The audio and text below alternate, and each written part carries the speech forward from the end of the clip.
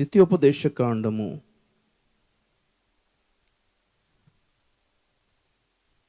32వ అధ్యాయము 28, 29 వచనాలు చదువుదాం. ద్వితీయోపదేశకాండము 32వ అధ్యాయము 28, 29. వారు ఆలోచన లేని జనము, వారిలో వివేచన లేదు. వారు జ్ఞానము తెచ్చుకొని దీనిని తలపోసి తమ కడవరి స్థితి యోచించుట మేలు. వారు ఆలోచన లేని జనము, వారిలో వివేచన లేదు. వారిలో బొత్తిగా కొంచెము కూడా వివేచన లేదు. వారు జ్ఞానము తెచ్చుకొని దీనిని తలపోసి తమ కడవరి స్థితి యోచించుట మేలు. తమ కడవరి స్థితి యోచించుట మేలు. దేవునికి స్తోత్రం. ఇశ్రాయేలీయులు యొర్దాను ఒడ్డుకు చేరారు. సుదీర్ఘ 40 సంవత్సరముల ప్రయాణములో ఐగుప్తును విడిచి కనానుకు ప్రయాణమై యొర్దానుకు చేరి, యొర్దాను యువతల మోషే పలుకుతున్న మాటలు. మోషే యొక్క రిటైర్మెంట్ టైం వచ్చేసింది. అరణ్య యాత్ర ముగింపుకు వచ్చేసింది. ఇక యొర్దాను దాటితే కనాను. ఆ యొర్దాను యువతల ఈ 40 సంవత్సరాల ప్రయాణములో జరిగిన చరిత్రంతా ఆ జనసమూహానికి మోషే మరలా చెప్పడం మొదలుపెట్టాడు. స్టోరీ అంతా, హిస్టరీ అంతా చెప్పుకుంటూ వచ్చాడు. ఎందుకంటే ఈ 40 సంవత్సరాల దారిలోనే చాలామంది పిల్లలు పుట్టి పెద్దవాళ్ళు అయ్యారు. అడవులు ఎందుకున్నాం వాళ్ళకి తెలుస్తలేదు. ఒక చోట కుదురుగా ఎందుకు లేమో వాళ్ళకి తెలియదు. కాసేపు ఇక్కడ ఉన్నట్టే ఉంటుంది, కాసేపు అటు నుంచి జెండా ఎత్తి గుడారం ఎత్తి ఎటో పోవాల్సి వస్తుంది. కొన్ని అక్కడన్నా ఉంటామా అంటే అక్కడా లేదు. ఆ దారి గుండా ఎన్నో దేశాలు, రాజ్యాలు చూశారు. వాళ్ళలాగా ఒక స్థిరమైన నివాసము, స్థిరమైన దేశము మాకు ఎందుకు లేదు? ఏంటి మాకు బాధ? మన నేల ఏంటి, మన గడ్డ ఏంటి, మన భూమి ఏంటి, మన స్థలం ఏంటి, మన దేశం ఏంటి, మనకు అది తెలియట్లేదు. ఈ కన్ఫ్యూజన్లో ఉన్నారో ఏమో. యొర్దాను యువతల మోషే కూర్చోపెట్టి చెప్తున్నాడు ఇదంతా, అసలు ఏంటి మా ప్రయాణం అని. దేవునికి స్తోత్రం, హల్లెలూయా. జరిగిన చరిత్ర అంతా మరలా చెప్పుకుంటూ వచ్చాడు గనక ఆ దారంతట్లో దేవుడు వారితో మాట్లాడిన మాటలన్నీ మరలా తెలియజేశాడు గనక దానికి ద్వితీయోపదేశకాండము అని పేరు. ద్వితీయోపదేశం అంటే మరలా ఉపదేశం చేశాడంట వాళ్ళకి. మనం ఫాలో అవ్వాల్సిన ఆజ్ఞలేంటి, మనం పాటించాల్సిన ఆజ్ఞలేంటి, మనం నడుచుకోవాల్సిన దారులేంటి, మనం చేరుకోవాల్సిన గమ్యం ఏంటి, ఎక్కడ మొదలు పెట్టాం, ఎక్కడికి వచ్చాం, ఏమనుకుంటున్నారు, ఏంటి సంగతి, ఈ విషయాలన్నీ చెప్పుకుంటూ వచ్చి దేవుడు మాట్లాడుతున్నాడు మోషే ద్వారా. యెషూరును బంగారంలో చూసుకున్నాను కదా 40 సంవత్సరాలు మిమ్మల్ని. ఆకలి వేసినప్పుడు తిండి పెట్టాను. అది కూడా 5 స్టార్ హోటల్లో ఫుడ్ కాదు, దేవదూతల ఆహారం ఇచ్చి పోషించాను కదా. మినరల్ వాటర్ల కంటే శ్రేష్టమైన నీళ్లు బండలోంచి తీసిచ్చాను కదా. ఏ ఇంజనీర్లు కూడా తీయలేరు బండలో నుండి. బండ అంటేనే నీరు లేనిదని బండలోంచి నీళ్లు ప్రవహింపచేశాను. దారిలో ఎంతమంది శత్రువులు మిమ్మల్ని బెదిరించి అడ్డుకున్నా వాళ్ళందరినీ నాశనము చేసి మీకు క్షేమం కలుగ చేశాను. బట్టలు మాయకుండా, చెప్పులు అరగకుండా నడిపించాను. ఎండ తగలకుండా, చీకటికి మీరు గలిబిలవ్వకుండా అన్ని సౌకర్యాలు చేసి పెడితే వీళ్ళు ఏం చేశారంట? దారిలో విగ్రహాల వైపు తిరిగారు.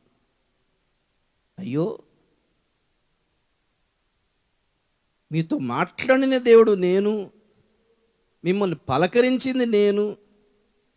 మీరు ఐగుప్తులో అయ్యో కుయ్యో మొర్రో అని 400 సంవత్సరాలు మొరపెడితే ఒక్క ఐగుప్తు దేవత అయినా వచ్చిందా? నేను దిగి వచ్చాను కదా. కొంచెం కూడా కామన్ సెన్స్ లేదా మీకు? విగ్రహాల తట్టు తిరుగుతారా? నా మీదనే కాళ్ళు జాడిస్తారా?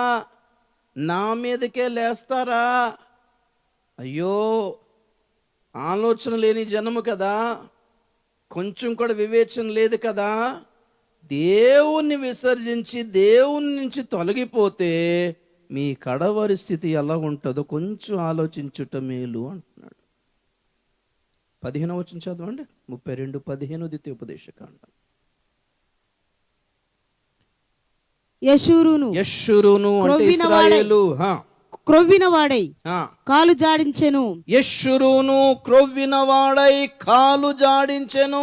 నీవు క్రొవ్వి బలిసి మందుడవైతివి. నీవు క్రొవ్వి బలసి మందుడవైతివి. వాడు తన్ను పుట్టించిన దేవుని విడిచెను. వాడు తనను పుట్టించిన దేవుణ్ణి మరచెను. తన రక్షణ శైలమును తృణీకరించెను. తన రక్షణ శైలమును తృణీకరించెను. వారు అన్యుల దేవతల చేత ఆయనకు రోషము పుట్టించిరి. వారు అన్య దేవతల చేత ఆయనకు రోషము పుట్టించిరి. హేయ కృత్యముల చేత ఆయనను కోపింపజేసిరి. వారు దేవత్వము లేని దయ్యములకు, తామెరుగని దేవతలకు, క్రొత్తగా పుట్టిన దేవతలకు, తమ పితరులు భయపడని దేవతలకు బలి అర్పించిరి. చాలు, ఒకసారి ఆగండి. ఎంత బాధ పెట్టేసుకున్నాడో దేవుడు అక్కడ అర్థం అవుతుంది. అంతవరకు ఏమనలేదు దేవుడు. శిక్షించాడు కానీ దారంతట్లో ఆయన ఎంత ఫీల్ అయిపోయాడో, ఎంత ఎమోషనల్లీ డ్యామేజ్ అయిపోయాడో, దేవుడు ఎంత కృంగిపోయి ఉంటాడు లోపల. వీళ్ళకి ఏం తక్కువ చేశాను? టైం రాగానే తురుమని దేవతలు తట్టి తిరిగేరేంటి వీళ్ళు? బొత్తిగా దైవత్వము లేని దేవతలు అంట, పేరుకే దేవతలు. దైవత్వము, ఆత్మీయత, పరిశుద్ధత, న్యాయాలు ఉండవు కదా.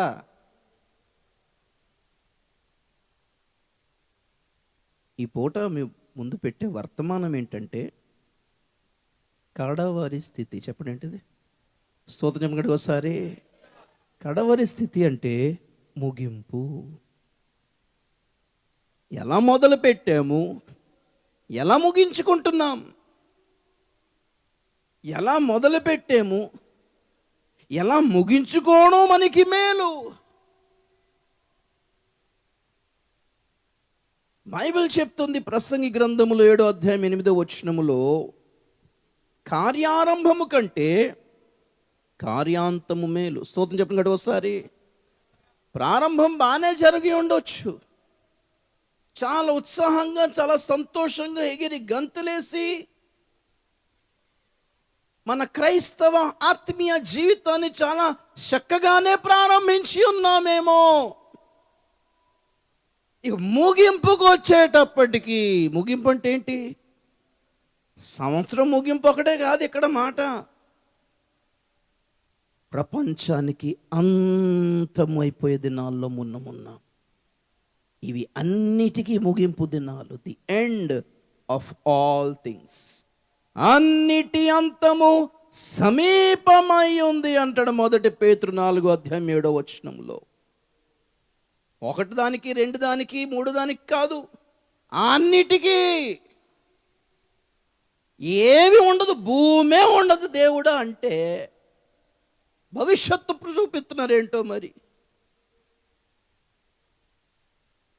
దేశాలన్నీ అతలాకుతలమై, ఒక ప్రక్కన ప్రకృతి వైపరీత్యాలు, ఇంకో ప్రక్కన యుద్ధాలు, ఇంకో ప్రక్కన చీకటి శక్తులు పేచురెళ్ళి ప్రపంచ దేశాల్ని గలిబిలి చేస్తుంటే, వామో ఈ భవిష్యత్తు ఏంటో తెలియక దిగులు పడుతూ అన్య జనులుంటే భవిష్యత్తు ఉందని క్రైస్తువులు కనిపెడుతున్నారు. చూడు ఎంత విడ్డూరం. కాకపోతే ప్రవాసులను కూడా చెప్పేస్తున్నారు. మరి అలాంటి దొంగ ప్రవచనాలకి మీరు లోబడ్డారు అనుకోండి, వాళ్ళకి కూడా నాశనం ఖాయం. చెప్తాను ఆగండి. అన్నిలకి అర్థమైపోయింది, సైంటిస్టులకి అర్థమైపోయింది, లోకం నాశనం అయిపోబోతుందని, లోకానికి రోజులు చెల్లిపోయాయి అని, లోకానికి నూకలు చెల్లిపోయాయి అని, భవిష్యత్తు ఏమీ లేదని తెలుసుకోవడానికి, అర్థం చేసుకోవడానికి, నమ్మడానికి ఒకడు క్రైస్తవుడే కానక్కర్లేదు, సైంటిస్టులకు కూడా తెలిసిపోయింది. బైబిల్ని నమ్మని వారికి కూడా అర్థం అయిపోయింది. కానీ వాళ్ళు బయటికి చెప్పరు, ఇవన్నీ చెప్పే విషయాలు కావు కదా. వాళ్ళ యాక్టివిటీస్ వలన, వాళ్ళు చేసే పనుల వలన మీరు గుర్తుపట్టండి వాళ్ళ మైండ్లో ఏం నడుస్తుందో. అంగారక గ్రహం మీద పరిశోధనలు, చంద్రమండలం మీద పరిశోధనలు, ఇతర గ్రహాల మీద భూమి లాంటి వాతావరణం ఉందని కనుక్కునే పరిశోధనలు, అక్కడికి వెళ్ళడానికి ప్రయత్నాలు, ఇవన్నీ ఎందుకు చేస్తున్నారు అడిగి చూడండి ఒకసారి సీక్రెట్గా. భూమి ఎక్కువ రోజులు ఉండదు అని వాళ్ళకి చెప్పేస్తారు. ఈ లోకానికి భవిష్యత్తు లేదు అని అందరికీ తెలుసు, క్రైస్తువులకు తప్ప, మన ఆంధ్ర తెలంగాణ క్రైస్తువులకు తప్ప. అందరూ తెలుసు. ఆంధ్ర క్రైస్తవులకి మరీ బొత్తిగా సేవకులకు కూడా చాలామందికి ఆశీర్వాద ప్రసంగాలు, వాగ్దాన ప్రసంగాలతో బతికేస్తున్నారు. బతకాలంతే, మ్యాటర్ అంటే బతకాలంతే. బతకాలి అని వ్యాక్సిన్ వేసుకున్న వాళ్ళందరూ పోతున్నారు, చూసారే లేదు మీరు అసలు. వామో వ్యాక్సిన్ వేసుకుంటూ చచ్చిపోతాయేమో అనుకున్న వాళ్ళు బతుకుతున్నారు, మనలాంటి వాళ్ళు. దేవుని స్తోత్రం. లేదు ఎలాగా వ్యాక్సిన్ వేసుకుంటే బతికిపోతాము అనుకున్న వాళ్ళందరూ పుట్టుక్కని ఎగిరిపోతున్నారు. వచ్చినే కరోనాకు పోవట్లా, ఇంక దేంతోనైనా పోవచ్చు అనమాట. క్యాన్సర్ వచ్చి పోతున్నారు, గుండాగి పోతున్నారు, కళ్ళు తిరిగిపోతున్నారు, ఎగిరి పోతున్నారు, నడుచుకుని పోతున్నారు, పరిగెత్తి పోతున్నారు, డ్యాన్స్ వేసి పోతున్నారు, కిడ్నీలు పోతున్నారు, ఊపిరితిత్తులు చెడిపోయి పోతున్నారు. ఒక వ్యాధి కాదు, వ్యాక్సిన్ వేసుకుంటే ఒక వ్యాధి కాదు, 1,00,000 ఎన్నో ఆఫర్లు. కరోనాతో సావద్దు, అదొకటే లక్ష్యం. వామ్మో అనుకున్న వాళ్ళందరూ పాపం వేసుకోకుండా ఉన్నవాళ్ళు, వేసుకోకుండా ఉన్నా పెద్ద ఆరోగ్యంగా ఉన్నాం ఏంట్లే కానీ, దేవుని స్తోత్రం హల్లెలూయా. మనం లైన్లోనే ఉన్నాం, కొంచెం డిలే అంతే. మన తినే తిండి ఆహారం ఏది ఆరోగ్యకరమైంది కాదు, ఒట్టిదే షుగర్లో వచ్చేస్తుంది. మామూలుగా చిన్నప్పటి నుంచి అన్నం తింటలేదా, ఇప్పుడు అన్నం తింటూ షుగర్ అంట. చిన్నప్పటి నుంచి మ్యాగీ నూడిల్స్ తినలేదా, ఇప్పుడు తింటే అదో బోన్స్ అన్నీ అరిగిపోతాయంట. ఏం కలిపేశారు నాయన, వాళ్ళనే అడగాలి, ఏం కలిపేశారు? సార్, ఆరోగ్యకరమైన పరిస్థితులు అయితే లేవు భూమి మీద. అన్నిటి అంతము సమీపించింది. మానవ పరిపాలన, మానవ శాసనం, మానవుని రాజ్య పరిపాలన దినాలు ముగింపుకు వచ్చాయండి. దెయ్యాలే పరిపాలిస్తాయి. అర్థమవుతుందా? మానవ జ్ఞానానికి అంతం వచ్చేసింది. బుర్రలు పనిచేయవు, మనిషిది బుర్రలు పనిచేయవు. ప్రకటన గ్రంథంలో 12వ అధ్యాయము 3వ వచనం చదవండి. ఘట సర్పం గురించి ఒక మాట అంటాడు. అంతటా పరలోకమందు ఇంకొక సూచన కనబడెను. ఇదిగో ఎర్రని మహాఘట సర్పము, దానికి 7 తలలను 10 కొమ్ములను ఉండెను, దాని తలల మీద 7 కిరీటములుండెను. చాలు, పేజ్ తిప్పి 13వ అధ్యాయం 1వ వచనం చదవండి. మరియు 10 కొమ్ములను 7 తలలను గల ఒక క్రూర మృగము సముద్రంలో నుండి పైకి వచ్చుట చూచి తిని, దాని కొమ్ముల మీద 10 కిరీటములను, దాని తలల మీద దేవదూషణకరమైన పేళ్లును ఉండెను. చాలు, దేవునికి స్తోత్రం చెప్పండి ఒకసారి. ఈ 12వ అధ్యాయంలో ఉన్న మృగానికి లేక ఘట సర్పానికి, 13వ అధ్యాయంలో ఉండే మృగానికి తేడా గమనించండి. అక్కడ 7 తలలు 10 కొమ్ములు, ఇక్కడ 7 తలలు 10 కొమ్ములు. తేడా ఏం తేడా ఎవరు చెప్తారు? చూస్తున్నా వైపు స్తోత్రం చెప్పండి కూడా ఒకసారి. అక్కడ 10 తలల మీద కిరీటాలు, 7 తలల మీద కిరీటాలు. 13వ అధ్యాయంలో 10 కొమ్ముల మీద కిరీటాలు. చూడగలం వైపు ఒకసారి. దేవుని స్తోత్రం చెప్పండి ఒకసారి. తల అంటే జ్ఞానము, చెప్పండి. తల అంటే జ్ఞానము, కిరీటం అంటే పరిపాలన, అధికారం. ఈ రోజు వరకు కూడా ఈ లోకములో ఘట సర్పము ఏలుబడి చేస్తుంది. యేసు ప్రభువే స్వయంగా చెప్పారు, ఈ లోకాధికారి అని వాడికి పేరు. చెప్పండి, ఏం పేరు? లోకాధికారి. లోకం అంతా దేవుడిది అనుకుంటున్నారా? అమాయకులు కాకపోతే. ఈ లోకం అంతా దేవుడిది. లోకాధికారి అంతేనా? ప్రభు దగ్గరికి సైతం నుంచి చెప్పిన మాట ఏంటి? ఈ భూలోక రాజ్యములన్నీ నాకు అప్పగింపబడి ఉన్నాయి. వాడే చెప్తున్నాడు, ఇది నా కంట్రోల్లో ఉంది లోకం అంతా అని. యోహాను సువార్త 12వ అధ్యాయంలో ప్రభు చెప్తున్నాడు, వాడు ఈ లోకాధికారి వచ్చుచున్నాడు, వాడితో నాకే సంబంధం లేదంటున్నాడు. 1 యోహాను 5వ అధ్యాయం 19వ వచనములో అది చదవండి కనీసం. 1 యోహాను 5:19. ఇంతసేపా? మనము దేవుని సంబంధులమనియు లోకమంతయు దుష్టుని యందున్నదనియు ఎరుగుదుము. స్తోత్రం చెప్పండి కదా ఒకసారి. మీరు ఎరుగుదురా? లేదు, లోకమంతా దేవుడే హ్యాండిల్ చేస్తాను అనుకుంటున్నారా? లోకమంతా దుష్టుని వశములో ఉంది, దుష్టుని ఆధీనములో ఉంది, దుష్టునిలో ఉంది. లూకాసు వార్త 22:53. ఇది అంధకార సంబంధమైన అధికారము. ఎవరి అధికారం అంటే భూమి మీద? అంధకార సంబంధమైన అధికారం. మరి యేసు వచ్చి చేసింది ఏంటంటారా? స్తోత్రం చెప్పండి ఒకసారి గట్టిగా. హల్లెలూయా. యేసయ్య. ఇప్పుడు యేసుని సిలువేసింది ఎవరు? ఆ అంధకార సంబంధమైన అధికారమే. చదవండి అది లూకాసు వార్త 22. నేను అనుదినము మీ చెంత దేవాలయములో ఉన్నప్పుడు మీరు నన్ను పట్టుకొనలేదు, అయితే ఇది మీ గడియయు అంధకార సంబంధమైన అధికారమును అనెను. స్తోత్రం చెప్పండి ఒకసారి. యేసు ప్రభుని పట్టుకోవడానికి, అరెస్ట్ చేయడానికి వచ్చిన వాళ్ళ గురించి ప్రభు చెప్తున్నాడు ఇక్కడ. పగల రాలేదు మీరు, పగల బాగానే, నేను బయట మీటింగ్లో ఉన్నప్పుడు రావచ్చు కదా, రాత్రిపూట వచ్చి మీరు దొంగలాగా వచ్చి నన్ను దొంగ అంటారేంటి? ఓహో, అర్థమైంది. ఇది మీ గడియ. చెప్పండి, ఎవరి గడియ? ఇది మీ గడియయు అంధకార సంబంధమైన అధికారము ఏలుబడి చేసే గడియ ఇది. అందుకే మరి తప్పదు. మరి దుష్టులు ప్రబలినప్పుడు నీతిమంతులు దాక్కుని ఉంటారంట, సామెతల గ్రంథం చెప్తుంది. దుష్టులు ప్రబలినప్పుడు నీతిమంతుడు ఏం చేయలేడు, ఇంకా తను తాను కాపాడుకోవడం తప్ప పోరాడి లోకాన్ని, దేశాన్ని ఉద్ధరించే కార్యక్రమం పెట్టుకోకండి. ఇక్కడ పాయింట్ ఏంటంటే, ఈ అంధకార సంబంధమైన శక్తులన్నీ యేసుని సిలువేస్తే ఆయన చంపబడి, సిలువ వేయబడి, చనిపోయి ఆ అంధకార శక్తులను జయించి తిరిగి లేచాడు. స్తోత్రం చెప్పండి కూడా ఒకసారి.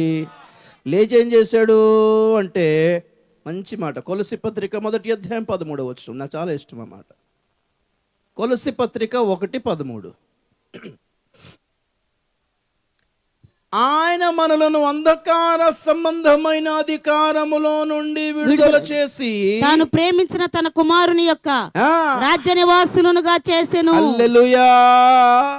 ఇది మ్యాటర్. ఒకసారి చూస్తారా? ఆయన జయించి లేచి సువార్త ప్రకటింపచేసి లోకానికి ఏం ఆఫర్ ఇచ్చాడంటే, మీరు ఈ సువార్తను నమ్మి యేసు నమ్మిన యెడల ఆ అంధకార సంబంధమైన అధికారములో నుండి విడుదల పొంది దేవుని రాజ్య వారసులు అయ్యే అధికారం ఇచ్చాడు. స్తోత్రం చెప్పండి కూడా ఒకసారి. అది దేవుని రాజ్యం ఇప్పుడు లోకాన్ని డామినేట్ చేయలేదు, ఇప్పుడు చేయదు. అది దేవుడు ఈ లోకములో ఉన్న వాళ్లకు ఆహ్వానం పలికి సువార్త ప్రకటింపచేసి దేవుని రాజ్యంలోకి వచ్చే అధికారం ఇచ్చాడు. కాకపోతే ఈ లోకం అంతా ఈ రోజు వరకు కూడా ఘట సర్పం యొక్క ఏలుబడిలో ఉంది. ఘట సర్పం యొక్క తలల మీద కిరీటం ఉంది. తల అంటే చెప్పాను చూసారా, బుర్ర, జ్ఞానం, తెలివితేటలు. ఈ లోకాన్ని ఎలా శాసిస్తున్నాడు వాడు? తెలివితేటలతో శాసిస్తున్నాడు. చలాకీగా, కుయుక్తిగా. హవ్వని ఎలా మోసం చేశాడంట? కుయుక్తే. చాలా నెక్కగా, చాలా అట్నుంచి వచ్చాడు అనమాట. కాలుకేస్తే మెడకేసి కాలుకెత్తరు చూసారా? ఆమె కాదనలేని విధంగా ఒప్పింపజేశాడు ఆమెని. తెలివిగా మోసం చేస్తున్నాడు. సర్వలోకమును మోసము చేశాడు. ప్రకటన 12:9 చదవండి. కాగా సర్వలోకమును మోసపుచ్చుచు అపవాది అనియు సాతాననియు పేరు గల ఆది సర్పం పైన మహాఘట సర్పము పడద్రోయబడెను. చాలు, స్తోత్రం చెప్పండి ఒకసారి. ఏం సర్పము? మనకి ఇక్కడ ఆదిశేషుడు అంటారు. అర్థం తెలుసా మీకు? ఐడియా ఉందా? ఆది సర్పం. సర్పానికి ఉన్న జ్ఞానముతో అది ఏలుతూ ఉంది ఈ లోకాన్ని. కానీ భవిష్యత్తు ఏంటో చెప్పనా? కొమ్ముల మీద కిరీటాలు. కొమ్ము అంటే బలం. ఇక రాను ఎలా ఉంటుందంటే తెలివితేటలు ఉపయోగించక్కర్లా, తొక్కి నరాలు తీసేస్తాడు. అర్థమైందా? ఇప్పుడు ఏముంటుందంటే మీకు ఎగ్జాంపుల్ చెప్తాను వ్యాక్సిన్ గురించి. ఇప్పుడు మనల్ని కన్విన్స్ చేస్తారనమాట. చాలా ఈజీగా స్కీములు ఉన్నాయి ఈ మధ్య. స్కీములన్నీ, డబ్బులు స్కీములన్నీ చాలా కూల్గా నైస్గా కన్విన్స్ చేస్తారు. అబద్ధ క్రీస్తు పరిపాలన ఇలా ఉండదు. బలవంతం అంటండి. వాడు బలవంతం చేసి తన ముద్రను వేయించుకున్నట్లు ఆ రెండో మృగం ఏం చేసిందంట? సర్వలోకమును బలవంతము చేయుచుండెను. 13, 13, 14 చదవండి. అక్కడ ఇక్కడ 12 వచ్చిన చదవండి. 12, 13, 12. నేనే తప్పు చెప్పాను, క్షమించాలి. 14 అన్నాను. అది ఆ మొదటి క్రూర మృగముకను ఉన్న అధికారపు చేష్టలన్నీయు దాని ఎదుట చేయుచున్నది. మరియు చావు దెబ్బ తగిలి బాగుపడి ఉన్న మొదటి మృగమునకు భూమియు దానిలో నివసించు వారును నమస్కారము చేయునట్లు అది బలవంతము చేయుచున్నది. 17 వచ్చిన చివరిలో కూడా క్రయ విక్రయములు చేయుటకు మరి ఎవనికి అధికారము లేకుండానట్లును అది వారిని బలవంతము చేయుచున్నది. దేవునికి స్తోత్రం చెప్పండి ఒకసారి. ఈ బలవంతం అనే మాట ఎప్పుడైతే వచ్చిందో మీకు ప్రజాస్వామ్యం లేదు అని అర్థం. నా చూడాలి ఒకసారి. మీకు ప్రజల నిర్ణయం, ప్రజల ఒపీనియన్, ప్రజల అభిప్రాయ సేకరణ, ఎగ్జిట్ పోల్స్, ప్రజల అభిప్రాయం, మీరేమంటారు? మీ అభిప్రాయం తెలియచేసి మనం ఒక రాజకీయ నాయకుల్ని, ఒక పార్టీని ఎన్నుకుంటున్నాం. భవిష్యత్తుకు అలా కాదు, ఏకఛత్రాధిపత్యం అన్నమాట. సో భవిష్యత్తు ఏంటంటే ఇక ప్రజాస్వామ్యం, డెమోక్రసీ, ఓట్ల సిస్టమ్. ట్రంప్ గారే అన్నారు ఇది చివరి ప్రెసిడెంట్ ఎలక్షన్ అన్నాడు ఆయన. మోదీ గారు కూడా అదే అన్నారు. ఇంకా నెక్స్ట్ మళ్ళీ ఎలక్షన్స్ ఉంటాయని నేను అనుకోవట్లేదు అన్నారు. అప్పటి నుంచే మన లాస్ట్ టైం నుంచే అనుకుంటున్నాం.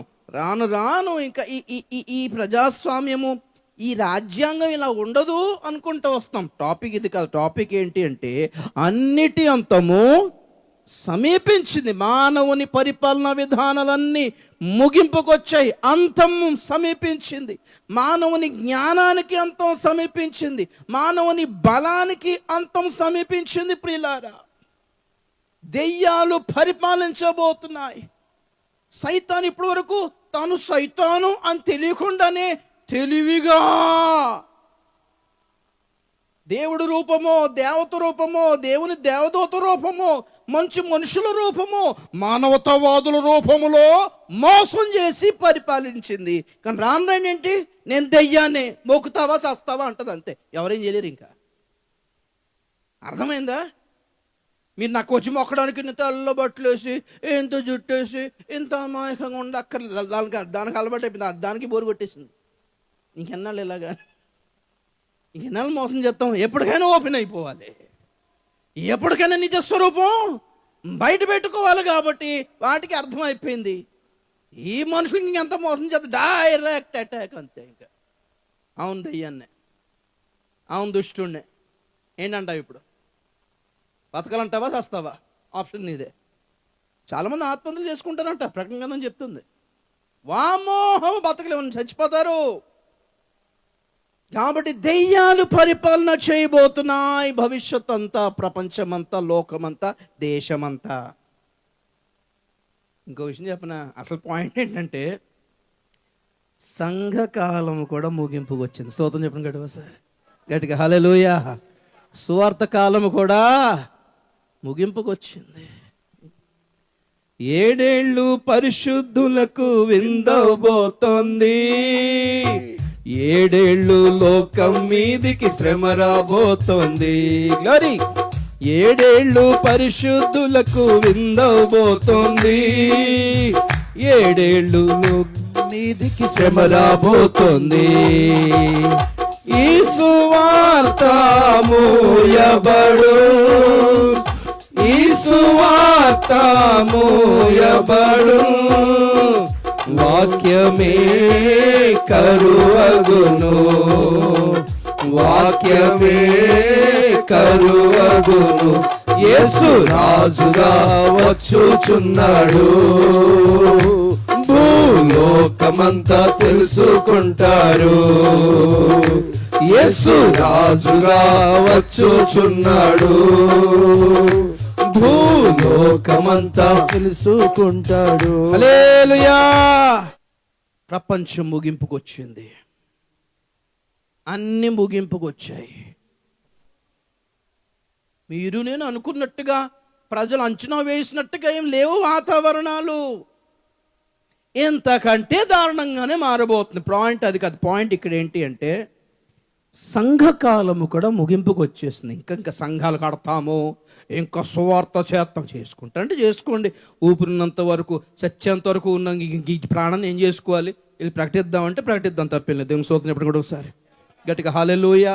ఏ విధము చేతనైనా, ఏ విధము చేతనైనాను కొందరినండి, అందరినీ కాదు. మీరు అపార్థం చేసుకుంటున్నారు బైబిల్ని. ఏ విధము చేతనైనా కొందరిని క్రీస్తు కొరకు పట్టుకోవాలి. దేవుని స్తోత్రం ఇప్పుడు ఒకసారి. అందరూ వింటారేమో కానీ అందరు రారు, కొందరే. కొందరు ఎవరు? ఏర్పరచబడిన వారు కొందరు.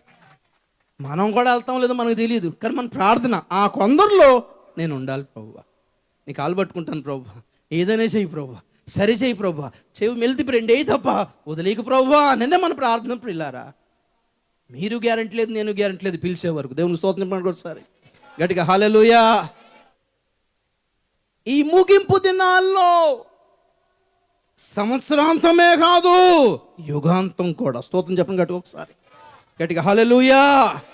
ఈ యుగాంతములో, ఈ సంవత్సరాంతములో మన ముగింపు ఎలాగుంది చూద్దాం ఒకసారి. మన కడవారి స్థితి యోచించుట మేలు. ఎలా ప్రారంభించామన్నది కాదు, గొప్పగానే ప్రారంభిస్తాం, తప్పేం కాదు. చాలా ఘనంగా లానుకుంటాం, చాలా ఘనంగా తవ్వి పునాదులు తవ్వుతాం, చాలా ఘనంగా ప్రార్థన చేసి ముగ్గు పోసి లేపి లేపి హైదరాబాద్లో దడేలు దడేలు దడేలు దడేలు కూల్చుకొని వెళ్ళిపోయింది మొత్తం. ప్రారంభం మానే ఉంది. ప్రార్థనతో దేవుడిచ్చిన మహాకృప అనుకుని ప్రారంభిస్తాం మనం. తీరా చూసేసరికి ఆ ల్యాండ్ లిటిగేషన్లో ఉంటుందో, ఏ మున్సిపాలిటీ వాళ్ళ అండర్లో ఉంటుందో కదా. చర్చిలు కూడా అంతే కదా. పాపం బుద్ధిగా బంగారం లేక పాపం కష్టపడి 70 కార్స్ తెచ్చిన దాంతో అలాగా చేస్తే కూలగొట్టేస్తున్నారు. అవి కూలిపోయినా పర్వాలేదు, మనం కూలిపోవద్దు. దేవుని స్తోత్రం గట్టి ఒకసారి. మనం కూలిపోయే పరిస్థితి రావద్దు. హలో, మన ఆత్మీయ జీవితాలు లిటిగేషన్లో ఉండదు. దేవుని స్తోత్రం కలిగిందాక. అర్థమైందా? ముగింపు దీవెనకరంగా, ముగింపు మహిమకరంగా, ముగింపు ఆశీర్వాదకరంగా ఉండాలి. హల్లెలూయా.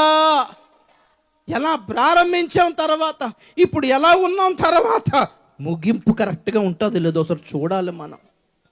కీర్తన గ్రంథములో దావీదు చేసిన ప్రార్థన నాకు చాలా ఇష్టం. 39వ కీర్తన 4-5 వచనాలు చదువుదాం. 3వ వచనం చదువుదాం. కీర్తన 39:3-4-5. నా గుండె నాలో మండుచున్నది, నేను ధ్యానించుచుండగా మంట పుట్టెను. అప్పుడు నేను ఈ మాట నోరారా పలికి తిని, యెహోవా, నా అంతం ఎట్లుండినది, నా దినముల ప్రమాణం ఎంతైనది నాకు తెలుపుము. నా ఆయువు ఎంత అల్పమైనదో నేను తెలుసుకొని కోరుచున్నాను. నా దినముల పరిమాణము నీవు బెత్తడంతగా చేసి ఉన్నావు. నీ సన్నిధిని నా ఆయుష్కాలము లేనట్టే ఉన్నది. ఎంత స్థిరుడైనను ప్రతివాడును కేవలం వట్టి ఊపిరి వలె ఉన్నాడు. చాలా స్తోత్రం చెప్పండి ఒకసారి. రాత్రి జాముల యందు ఆయన గుండె ఆయనలో మండుతూ ఉందంట దావీదు గారిది. ఒక విషయాన్ని ధ్యానము చేయుచుండగా మంట పుట్టింది, రోషం పుట్టింది. ఏంటి వాక్యం ధ్యానం అనుకుంటున్నాం జనరల్గా, కానీ ఏం ధ్యానిస్తాడంటే నా అంతము ఎట్లుంటుందో ప్రభువా, నీ పాదాల దగ్గరే ముగిస్తానా, దుష్టుడి దగ్గర ముగిస్తానా, కొంపదీసి దీనత్వముతో తగ్గించుకుని నీకు ఇష్టడుగా ముగిస్తానా, గర్విష్ఠుడినై ముగిస్తానా ప్రభువా, ఆత్మీయుడిగా ముగిస్తానా, లోక సంబంధిగా ముగిస్తానా, ముగింపు ఎలాగుంటుందో చూపి నాయనా. దేవునికి స్తోత్రం. ఒక మంచి మాట అంటాడు ఆ దావీదు సౌలుతోటి. మొదటి సమూయేలు గ్రంథం 26. నా దేశమునకు దూరముగాను యెహోవా సన్నిధికి ఎడమగాను నేను మరణము నొందకపోదును గాక. చాలు స్తోత్రం చెప్పండి ఒకసారి. ఎక్కడ చచ్చిపోయినా పర్లేదు కానీ నా దేవుని సన్నిధికి దూరంగా సాగవద్దు. హల్లెలూయా, హల్లెలూయా. అక్కడ దేశం అంటే భారతదేశం కాదు. నాకు చూడండి సరే, బైబిల్ గ్రంథంలో దేశం అంటే ఇజ్రాయెల్. చెప్పండి, దేశం అంటే ఏంటి? ఇప్పుడు కొత్త నిబంధనలో దేశం అంటే సంఘమే. దేవుని స్తోత్రం చెప్పండి కూడా ఒకసారి గట్టిగా. హల్లెలూయా, హల్లెలూయా. సంఘం లేకుండా చచ్చిపోయే పరిస్థితి రావద్దు నాయన. సహవాసం లేకుండా చచ్చిపోయే పరిస్థితి రావద్దు నాయన. నేను చచ్చిపోతే నలుగురు చూడడానికి కూడా రాని పరిస్థితి రావద్దు ప్రభువా. నీ సన్నిధి లేకుండా నేను చావద్దు ప్రభువా. ఇది కదా రోషంతో కూడిన ప్రార్థన అయి ఉండాలి. ఈ రోజున ఎలా ముగించుకుందాం అనుకుంటున్నారు?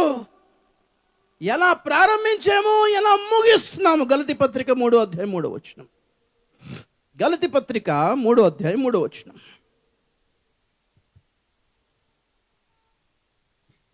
మీరింత అవివేకులైతిరా మొదట ఆత్మానుసారముగా ఆరంభించి ఇప్పుడు శరీరానుసారముగా పరిపూర్ణులగుదురా. వ్యర్థముగానే ఇన్ని కష్టములు అనుభవించితిరా, అది నిజముగా వ్యర్థమగునా. చాలు. మొదట ఆత్మానుసారముగా ఆరంభించి ఏది ఆత్మీయ జీవితాన్ని, క్రైస్తవ జీవితాన్ని ఎలా ఆరంభించాం? నా చూడండి ఒకసారి. ఆత్మానుసారముగా ఆరంభించి లక్ష్యం ఏంటి? పరిపూర్ణత కొరకు సిద్ధపడాలి. స్తోత్రం చెప్పండి కూడా ఒకసారి. ఎందుకంటే పరిపూర్ణత సంపాదించుకుంటేనే గాని సంఘము ఆయన ఎదుట యోగ్యురాలుగా నిలబడదు. సంఘము పరిపూర్ణతను సంపాదించుకొని క్రీస్తు ఎదుట నిలబడుటయే కదా రాకడా. ఆ లక్ష్యము కొరకు ప్రారంభించిన ఈ ఆత్మీయ యాత్ర, ఈ ఆత్మీయ పరుగు ఆత్మానుసారంగా ఆరంభించి అంటే ఏంటి? ఏదో పాట ఏదో ఉంది. బంగారం అడగలేదు,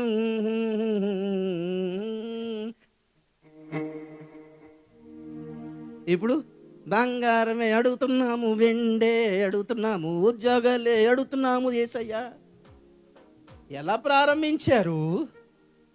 ఎలా మొదలయ్యాయి పాటలు? డబ్బులు వద్దు ప్రభువా, ఆస్తులు వద్దు, అది కదా. నీ మాట చాలయ్యా, నీ చూపు చాలయ్యా, నీ తోడు చాలయ్యా, నీ నీడ చాలయ్యా, మాట చాలయ్యా, నీ చూపు చాలయ్యా, నీ తోడు చాలయ్యా, నీ నీడ చాలయ్యా, నీ ఉంటే నాకు చాలు యేసయ్యా, నీ వెంటే నేను ఉంటాను యేసయ్యా. హల్లెలూయా. అంటే ఈ సాక్ష్య జీవితం, ఈ ఆత్మీయ అనుభవాలన్నీ పాటలతోనే అయిపోయాయా? పాటలు బాగుంటున్నాయి, జీవితాలు బాగుంటలేవు. పాటలు బాగుంటున్నాయి, సాక్ష్యాలు బాగుంటలేవు. ఇదిగో ఈ 2025లో, ఈ 2024లో చాలామంది వెళ్ళిపోయారు. పెట్టకుండా చాలామంది అనుకోకుండానే వెళ్ళిపోయారు. ఇంకా బాగా బ్రతికి ఇంకేదో సాధిద్దాం అనుకున్న వాళ్ళు వెళ్ళిపోయారు. ఇక ఘనమైన పరిచయం చేద్దాం అనుకున్న వాళ్ళు కూడా చాలామంది వెళ్ళిపోయారు. నాకు తెలిసిన చాలామంది సేవకులు. మనం ఉండిపోయాం. ఆప్షన్ రెండే, మనం సిద్ధపడాల్సింది ఉంది, సిద్ధపరచాల్సింది కొంత ఉంది. ఈ రెండు పనుల కోసం ఉన్నాం. దేవుని స్తోత్రం, హల్లెలూయా. వెళ్ళిపోయి హ్యాపీగా ఉన్నారు. మనమే లేనిపోయిన కహాని చూడాల్సి వస్తుంది. నేను అనుకుంటుంటాను, వెళ్ళిపోయిన ఎంతో ఘనులైన సేవకులు చాలామంది ఉన్నారు. మమ్మల్ని తయారు చేసిన సేవకులు వాళ్ళు చాలామంది వెళ్ళిపోయారు. వాళ్ళు ఎంతో ఘనమైన స్థితిలో నిలబెట్టారు సంఘాన్ని, పరిచర్ని. ఇప్పుడు ఎలా ఉందంటే అంటున్నారండి. సంఘాన్ని, సేవకుల్ని, మన ప్రసంగాల్ని, మరి ముఖ్యంగా మన స్వస్థతల్ని అంటున్నారండి. ట్రోల్స్, కామెడీ అయిపోయింది. నీతి కలిగిన మాటలు చెప్పడం ఎప్పుడో మానేశారు. నీతి అన్యులు చూస్తున్నారండి, ఇక్కడ మంచి మాటలు చెప్తే బాగుండు వీళ్ళు అన్న. తోసేయడం, కింద పడేయడం, లేపేయడం, ఈ కిడ్నీ అంటాడు, ఇక్కడ కడుపు నొప్పి. దేవుడు చేస్తున్నాడులే, కానీ దాంతో సువార్త అందదు కదా. ఈరోజు వరకు యేసు తప్ప వేరే దేవుడు ఇంకొకడు లేడు, దానికి రుజువు చెప్పడం చేత కాలేదు సువార్థకులకి. ఏందుకు నేను ప్రసంగం చేసి లాభమే ఉంది? యేసు, అందరూ దేవుళ్ళే, యేసు కూడా దేవుడే అని ఎలాగ నమ్ముతున్నారు వాళ్ళు. మనం చెప్పకుండానే మానవతావాదులు ఏమంటారు?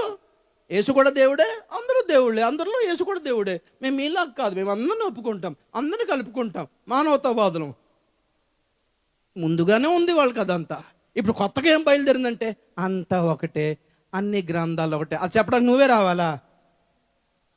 అది చెప్పడానికి ఇప్పుడు ఈ సేవకులే నిలబడాలి అంటే ముందు నుంచి లేదా ఆ కాన్సెప్ట్ భూమి మీద?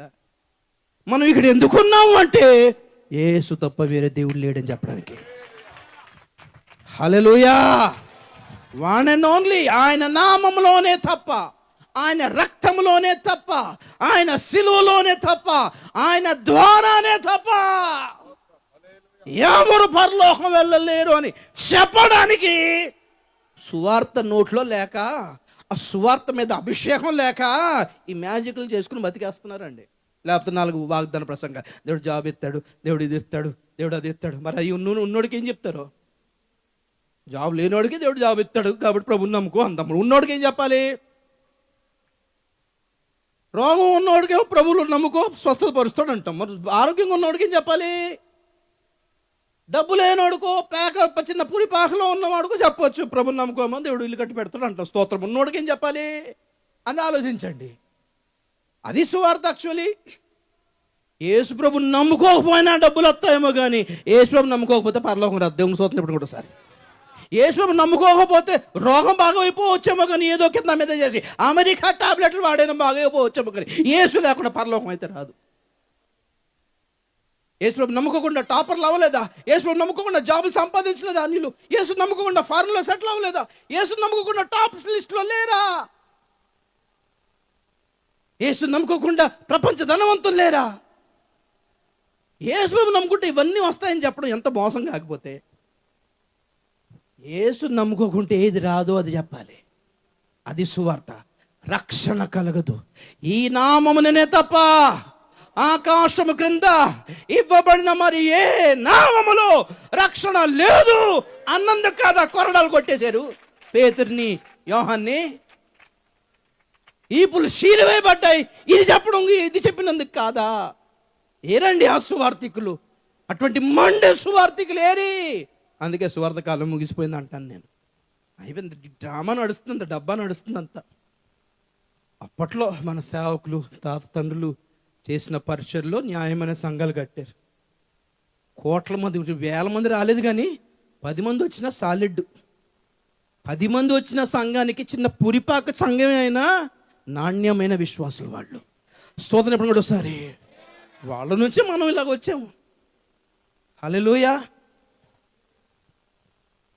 అంతము ఎలా ప్రారంభించాము? ఆత్మానుసారంగా దేవుడుంటే చాలు అనుకొని అన్ని వదిలేసి వచ్చి, కొందరు తల్లులు ఇల్లు వదిలేసి వచ్చేసారు, చిన్న పిల్లల్ని పట్టుకొని వచ్చేసారు తెలుసా? అర్థమైందా? క్రిస్టియన్ అయినందుకు నీకు జాబ్ లేదంటే జాబ్ రిజైన్ చేసేసి వచ్చేసిన వాళ్ళు ఉన్నారు. పెద్ద పెద్ద మనుగురులో, సింగరేణిలో జాబులు వదిలేసి వచ్చేసిన వాళ్ళు ఉన్నారు.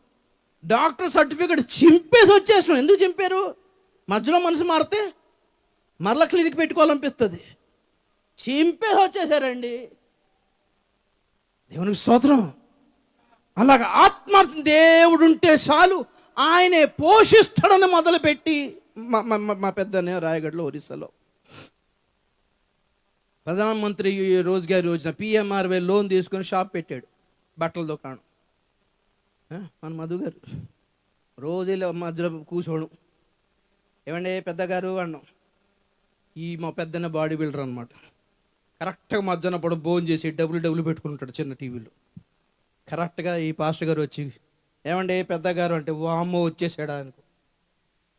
ఈయన ఆ మాటలు ఈ మాటలు అమ్మ ఏం చేసాడో తెలియదు. కానీ 3 నెలలు అయ్యేసరికి మా పెద్దన్న దుకాణం మూసేసి ఏసనగర్ ట్రైనింగ్కి వెళ్ళిపోయాడు. నాకు ఫోన్ వచ్చింది, మీ పెద్దన్న ఏసనగర్ ట్రైనింగ్, ఇంకే ట్రైనింగ్ అయినా నమ్ముదు నువ్వు. అక్కడికి వెళ్ళడం ఏంటి? అక్కడ నిలువు మోకాలు ఎత్తారు, అక్కడ 2 చేతులు అక్కడ ఎత్తుతారు ఇలాగా. ఒక పాస్టర్ గారు ఉండేవారు అక్కడ మా టైంలో. ఎత్తే చేతులు దించితే పొడిచేటోడు. అమ్మో, అక్కడికి వెళ్ళాడా? నాకు 5 రోజుల్లో గోడ దూకొచ్చేస్తాడు అని నేను అనుకుంటున్నాను. ముగించుకొని ట్రైనింగ్ ఒరిస్సా వెళ్ళి షాప్ తెరవల పరిచయం మొదలుపెట్టాడు. మా వదిన ఫోన్, బాబు ఏంటి మీ అన్నయ్య లోన్ కట్టాలి అక్కడ 2 లక్షలు, పిల్లలు 2 చిన్నోళ్ళు. మేమన్నా అంటాం పర్లేదు అన్నయ్య, అందాక బిజినెస్ చేసుకుని వర్క్ చేయవచ్చులే అంటాం. ఎందుకంటాం అంతాక వినలేదు ఆయన. పునాది గట్టిగా పడిపోయింది అక్కడ. హల్లెలూయా. యాజకుని వస్త్రాలు ఇవన్నీ వింటే ఎట్లుంటుంది మనకి? స్ట్రాంగ్ పునాది అన్నమాట. పరిచయం మొదలైంది, అద్భుతాలు జరుగుతున్నాయి. ఈ మొత్తం ట్రైబల్స్, ఈ ఆదివాసీ తెగ వాళ్ళందరూ కొండల్లోంచి వచ్చేస్తున్నారు, లాగా వచ్చేస్తున్నారు. చీము కారుకుంటాం, ఉక్కు కారుకుంటాం, బ్లడ్ కారుకుంటా వచ్చేస్తున్నారు. స్వస్థతలు జరుగుతున్నాయి. ప్రార్థన అండి, ఉపవాసం. నేను కూడా అంత ఉపవాసం ఉండలేదు, ఇంత బాడీ బిల్డరా ఉపవాసం. ఏం ఫౌండేషన్ అది? ఏం స్పిరిట్ ఇది? నేర్పినా రాదండి అది. దేవుడు కార్యం చేస్తే కానీ మార్పు జరగదు అసలు.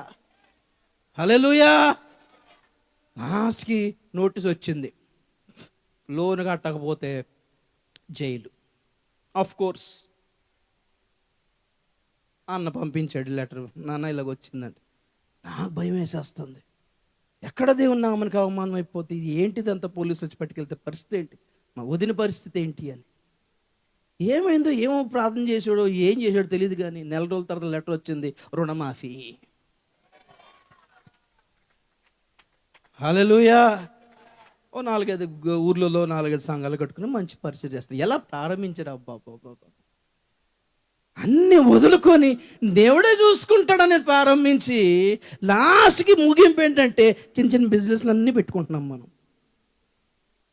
ఇది కూడా దేవుడిచ్చే ఆదాయమే, ఇది కూడా దేవుడిచ్చే ఆదాయమే, ఇది కూడా. ఇదా ముగింపు? దీంతో పరిపూర్ణం అవుతామా? ఎక్కడికి వెళ్ళకపోయినా పరలోకంలో నా పేరుంది అని మొదలుపెట్టిన జీవితము. ప్రభుత్వ పథకాల్లో పేర్లున్నా లేదో వెతుక్కునే పరిస్థితి వచ్చేస్తుంది మనకి. ఏంటిది? దేవుని రాజ్యంలో ఉంటే చాలు అనుకుని ప్రారంభించిన ఆత్మీయత ఫారెన్ ట్రిప్పుల కోసం తిప్పలు పడే పరిస్థితికి వచ్చింది. చూసారా? ఎవరు పిలుస్తారు బయట నుండి? నా తడాకేండి చూపిద్దాం, నేనెంత గొప్పవాడినో, నా లైవ్, నా ప్రసంగం. ఎవడ వెండో 4 ఉంటారు అందులో వాచింగ్, 4 వాచింగ్, లేదా ఒక దగ్గర ఒకటే. నేను అప్పుడప్పుడు ఓపెన్ చేయని చూస్తాను, ఏం చెప్తున్నారంటే ఒకటే వాచింగ్, అది కూడా నేనే. సబ్స్క్రైబర్ లేరు, వ్యూవర్స్ లేరు. సీరియస్గా లైవ్ నడుస్తుంటుంది అక్కడ, చాలా సీరియస్గా. ప్రపంచం అంతా మనమే ఉన్నాం అన్నట్టు ఉంటుంది.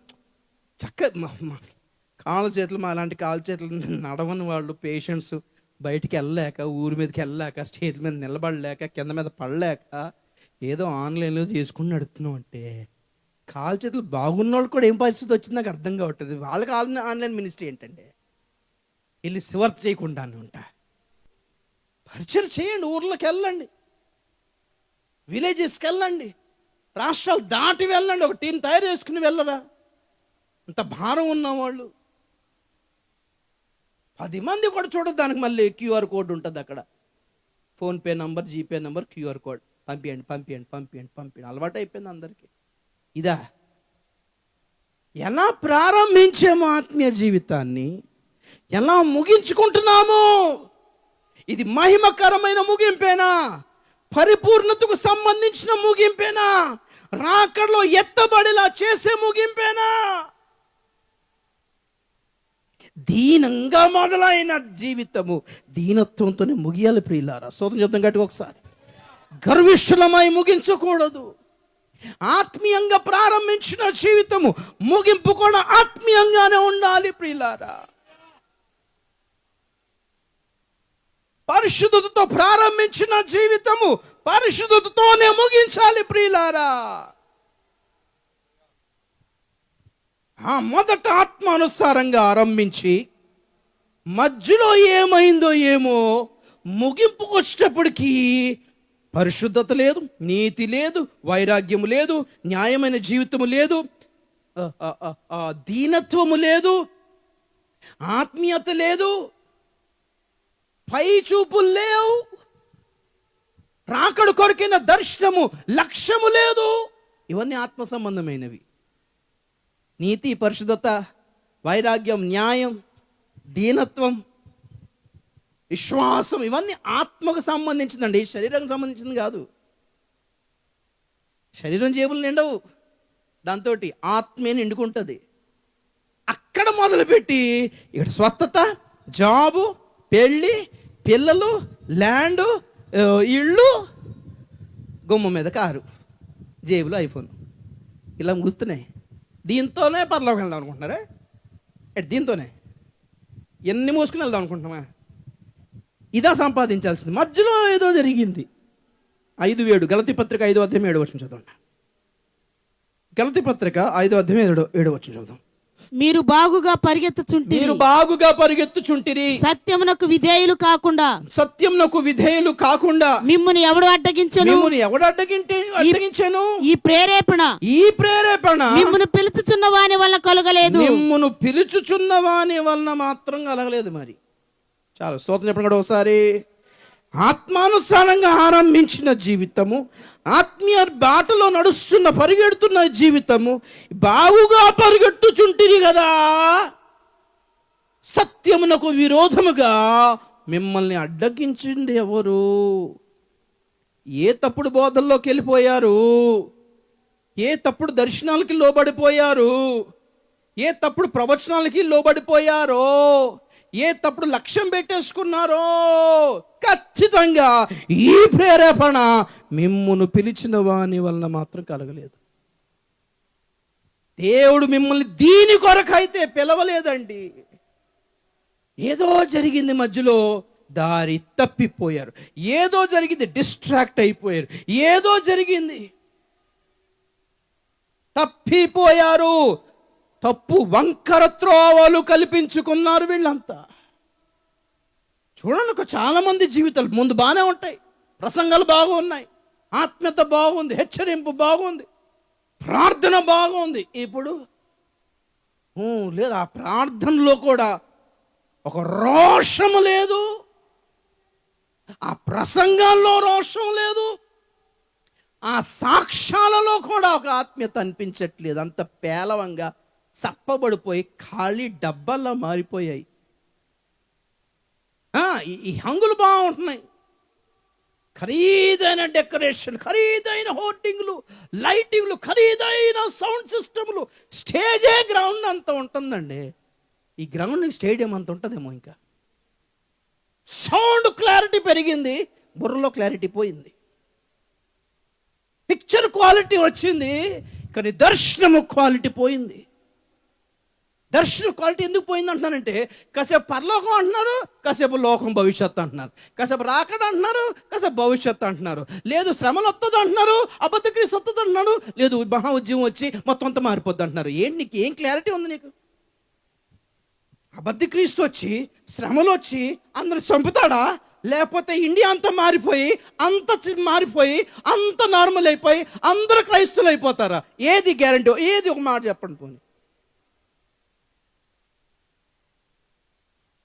లేదు శ్రమలు వస్తుంది కానీ దేవుడు సంఘాన్ని కాపాడుకుంటాడు, గోషెన్లో ఇశ్రాయేల్ని కాపాడుకుంటారు అంటున్నారు. లేదు అక్కడ 666 ముద్ర వేసుకోకపోతే అబద్ధగిస్తూ తల తీసేస్తాడు, అంత శిరశ్ఛేదనం చేయబడతారు, ఇన్ని వేల మంది చచ్చిపోతారు అని. ఇక్కడ కాపాడుతాడు అన్నది కరెక్టా, అక్కడ చంపేస్తాడు అన్నది కరెక్టా? ఏంటి clarity? You have miss the clarity. Picture quality పెరిగింది, యూట్యూబ్లో కెమెరా క్వాలిటీ పెరిగింది, కారు లగ్జరీగా మారింది, ఖరీదైన టైల్స్ వేసిన ఇళ్ళు ఉన్నాయేమో కానీ ఆత్మీయతలో ఖరీదు తగ్గిపోయింది, వెల తగ్గిపోయింది. వర్తమాన ఉపదేశం యొక్క నాణ్యత తగ్గిపోయింది. బట్టలు నాణ్యత, చాలా బ్రాండెడ్ బట్టలు వాడుతున్నారేమో, బ్రాండెడ్ ఫోన్లు ఉంటున్నాయి, బ్రాండెడ్ షూస్ ఉంటున్నాయి, కానీ ఆత్మీయత బ్రాండ్ చాలా చవక బారిపోయింది. ఏదైనా నడుతుంది, ఏదైనా ప్రసంగమే, ఈ కాలంలో ఏదైనా సంఘమే, ఏదైనా మీటింగ్లే, షో మీటింగ్లు, ఏదైతే ఉంది అంతే.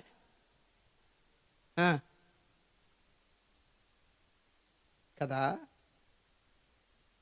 ఏదో జరిగింది మధ్యలో. బాగుగా తిన్నని మార్గము చూసుకుంటూ పరుగెడుతున్న మీరు అడ్డంగా తిరగడానికి కారణం ఏంటి? లేదు దేవుడే చూపించడండి. చూపించడం మిమ్మల్ని పిలిచిన వాని వలన కలగలేదు. హల్లెలూయా.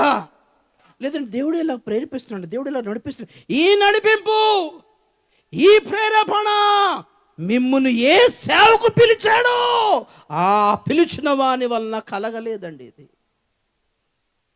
దేవుని స్తోత్రం చెప్పడం కూడా సారి.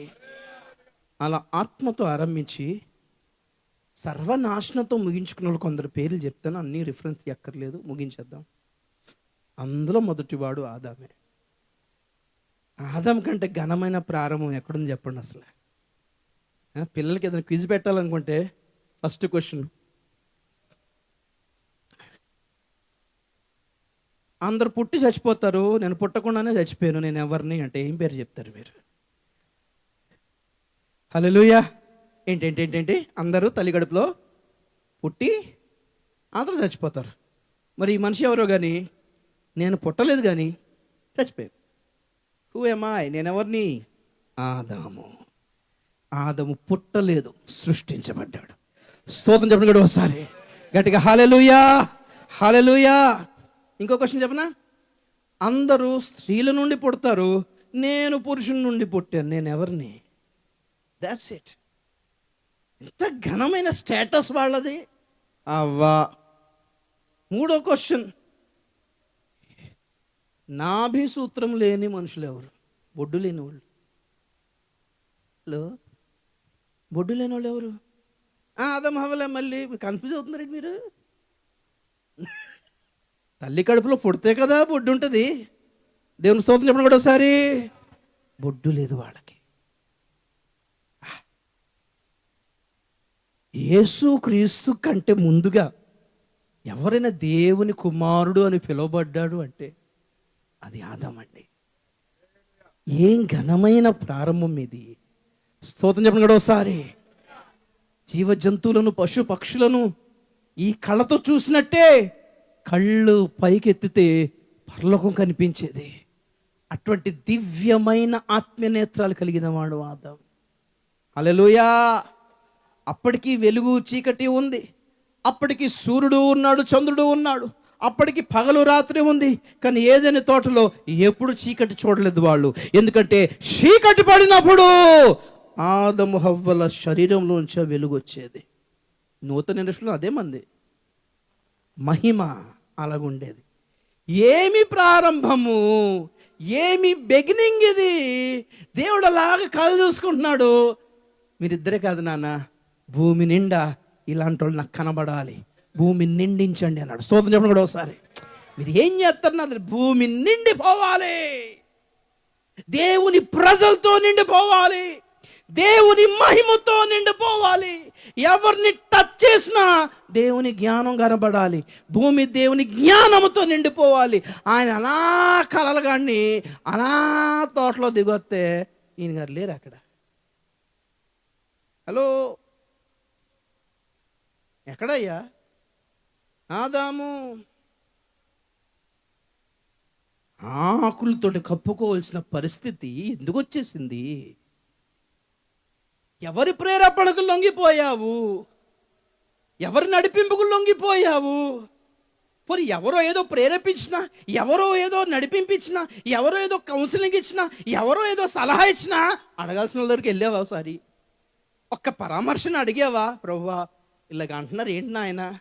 జనరల్గా అక్కడి వరకు వెళ్ళక్కర్లేదు, ఎందుకంటే మనకి తెలుసు. స్తోత్రం చెప్పండి కూడా ఒకసారి. మంచి చెడులు మనకి తెలిసినప్పుడు దేవుడికి ఏమి ఇష్టమో దేవుడికి ఏమి ఇష్టం లేదో అడుగుతావా అని చెప్పకుండానే అర్థమైపోతాయి. దేవుని స్తోత్రం చెప్పండి కూడా ఒకసారి.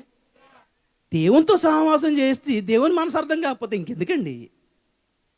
ఇన్ని సంవత్సరాలు సంఘంలో ఉండి ఆయనకి కాబోయే భార్య అని చెప్పుకుంటూ ఆయన మనసు ఏంటో వాక్యం రోజు వింటూ ఒక్కొక్క సందర్భంలో దేవుని చిత్తం ఏంటో ఎవరు చెప్పకుండా మనకి తెలియకపోతే మనం ఇంకేం భార్య అవుతాం? చెప్పండి ఒకసారి, చెప్పండి ఒకసారి. ఇంకేం వధువు అవ్వగలం ఆయనకి? ఆయన మనసు మనకి తెలియదా? 1 కొరింథీ 2:15, 16. 1 కొరింథీ 2:15-16. ఆత్మ సంబంధి అయిన వాడు అన్నిటినీ వివేచించును గాని అతడు ఎవని చేతనైనా వివేచింపబడడు. ప్రభు మనసు ఎరిగి ఆయనకు బోధింపగలవాడెవడు? మనమైతే క్రీస్తు మనసు కలిగిన వారము. స్తోత్రం చెప్పండి ఒకసారి. మనమైతే క్రీస్తు మనసును ఎరిగిన వారమే కాదు, కలిగిన వారము కూడా. కాబట్టి ఏది ఆత్మ సంబంధమైందో, ఏది లౌకికమైందో మేము అన్నిటినీ వివేచించగలం. ఎవరు మాకు చెప్పక్కర్లేదు, ఎవరు మాకు బోధించక్కర్లేదు అంటున్నాడు. స్తోత్రం చెప్పండి గట్టిగా ఒకసారి, గట్టిగా హల్లెలూయా. మనుషులు తమ కోరికలకు అనుకూలమైన జవాబు ఎక్కడ దొరుకుతుందో ఆ సంఘాలు చూసుకొని సెటిల్ అయిపోయారు. తెలుసా మీకు? అలాంటి సంఘాలు, అలాంటి సేవకులు, అట్లా సభలు చూసుకొని సెటిల్ అయిపోయారు. ఇలా పరిపూర్ణతలోకి వెళ్ళి రాకళ్ళు ఎత్తబడేది. మహిమతో ప్రారంభించాడు ఆదాము, ముసలోడైపోయి పళ్ళుడిపోయి జుత్తులా రాలిపోయి మొహరం ముడతలు వచ్చేసి నడువు వంగిపోయి చెవులు వినబడక కళ్ళు కనబడక తలెత్తితే కేవలం ఈ ఆకాశ పక్షులు, ఆకాశంలో సూర్యచంద్ర నక్షత్రాలు తప్ప ఆ దాటి ఉన్న ఆకాశం కనబడట్లేదు మనోడికి.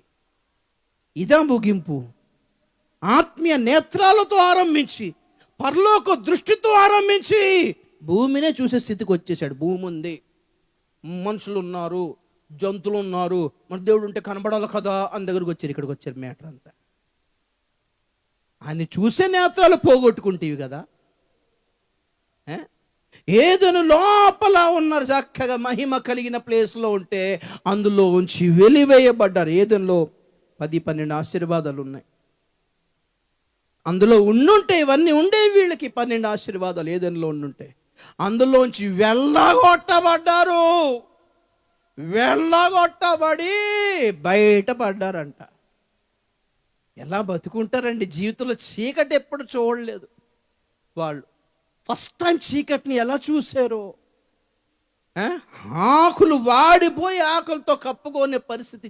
చీ అనుకుంటా, చీ అనుకుంటే ఎంత సిగ్గుపడాల్సిన దిగంబరత్వం చూడాల్సి వచ్చిందో. వాయ్, ఎవరో ప్రేరేపణకి లోబడిపోయావు.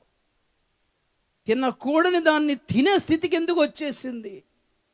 వినకూడనివి విని, తినకూడనిది తిని, మాట్లాడకూడనివి మాట్లాడే పరిస్థితి ఎప్పుడైతే వస్తుందో బ్రదర్ సిస్టర్, ఎప్పుడో దారి తప్పిపోయారు వీళ్ళంతా.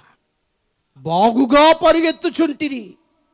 ఎవరు ఏ బోధ చేసేసారో, ఇక్కడ దేవుడు ఏమో తింటే చస్తావు అంటే వాడొచ్చి మీరు సావనే సావు, సిగరెట్ తింటే సావడు అంటాడు కొంతమంది, మందు తాగిన చావడు అంటాడు కొంతమంది, వ్యభిచారం చేసుకోవచ్చు అంటాడు ఒక ఆయన, బొట్టు పెట్టుకోవచ్చు అంటాడు ఒక ఆయన, సింధూరం పెట్టుకోవచ్చు అంటాడు ఒక ఆయన, ఇక ఏదైనా ధరించవచ్చు అంటాడు ఒక ఆయన. ఇవన్నీ ఎప్పుడో కొట్టివేయబడ్డాయి, ఇవన్నీ లెక్కలోకి రావంటాడు.